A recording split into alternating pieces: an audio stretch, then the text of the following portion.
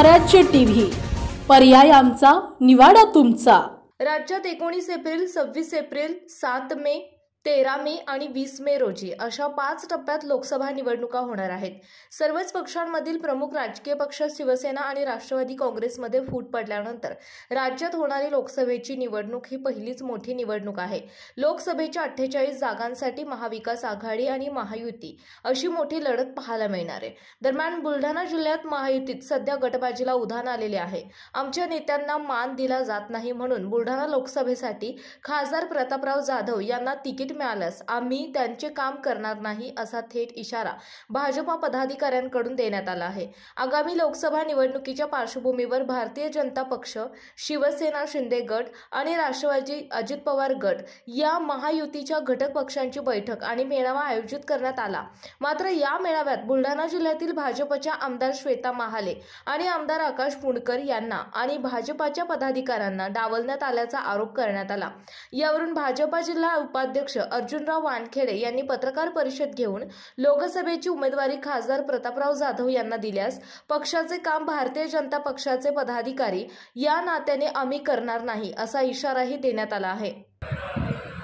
कारण असे की आतापर्यंत या महायुतीमध्ये भाजपच्या या मेकर मतदारसंघामध्ये किंवा जिल्ह्यामध्ये म्हणायला काही हरकत नाही, भाजपच्या कोणत्याही कार्यकर्त्याला किंवा पदाधिकाऱ्याला कधी कोणत्या कार्यक्रमात हे बोलवत नाही।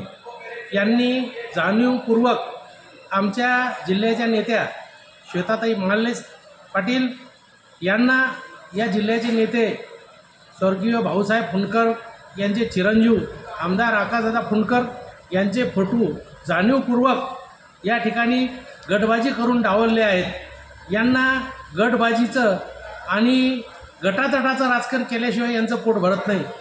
हे एक द्वेषभावनेनं राजकारण करणारे व्यक्तिमत्व शिंदे गटाचे खासदार प्रतापराव जाधव यांनी आज महायुतीची या ठिकाणी मेकर येथे मेळावा बोलावला। या मेळाव्याला जर आमच्या नेत्यांना हे बोलवत नसतील तर आमचं काम काय? या लोकांनी कधीही आमच्या भाजपवाल्याकडून, भाजपच्या पदाधिकारी असतील, कार्यकर्ते असतील, या जिल्ह्यामध्ये कोणत्याही सहकार्याची किंवा मतांची सुद्धा अपेक्षा करू नये।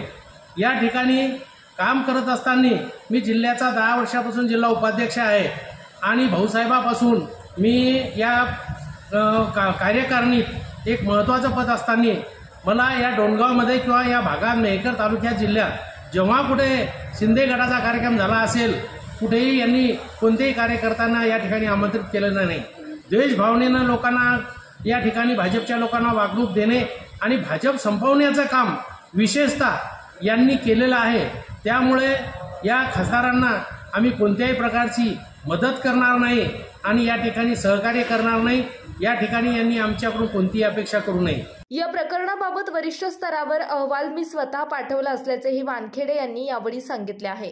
यामुळे खासदार प्रतापराव जाधव यांना स्वतःच्याच विधानसभा मतदारसंघातून घरचा आहेर मिळाला आहे। भाजपा पदाधिकारी जर काम करणार नसतील तर बुलढाणा मतदारसंघात भाजपा दुसरा उमेदवार देणार का?